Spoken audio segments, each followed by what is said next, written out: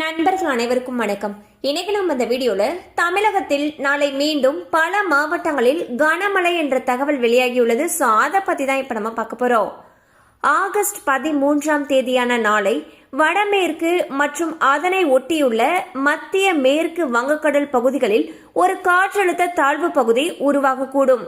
இதன் காரணமாக தமிழகத்தில் ஒரு சில இடங்களிலும் புதுவை மற்றும் காரைக்கால் பகுதிகளிலும் இடி மின்னலுடன் கூடிய லேசானது முதல் மிதமான மழை பெய்யக்கூடும் என்று சென்னை வானிலை ஆய்வு மையம் தகவல் தெரிவித்துள்ளது. மேலும் விழுப்புரம், கடலூர், தஞ்சாவூர், புதுக்கோட்டை, சிவகங்கை ஆகிய மாவட்டங்களில் ஓரிரு இடங்களிலும் புதுவையிலும் கனமழை பெய்ய வாய்ப்புள்ளது. நாளை நீலகிரி, ராணிப்பேட்டை, திருவள்ளூரில் கனமழைக்கு வாய்ப்பிருப்பதாக சென்னை வானிலை ஆய்வு மையம் தெரிவித்துள்ளது.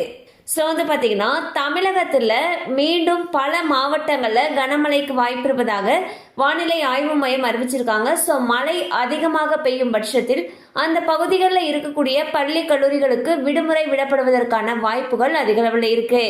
கண்டிப்பாக அந்த அப்டேட் உங்களுக்கு பயனுள்ளதாக இருந்திருக்கும் நம்புறோம். மேலும் இது போல அப்டேட்ஸ் உங்களை உடனே ரீச் ஆகணும்னு நினைச்சீங்கன்னா நம்ம சேனலோட தொடர்ந்து இணைந்திருங்கள். தேங்க்யூ ஃபார் வாட்சிங்.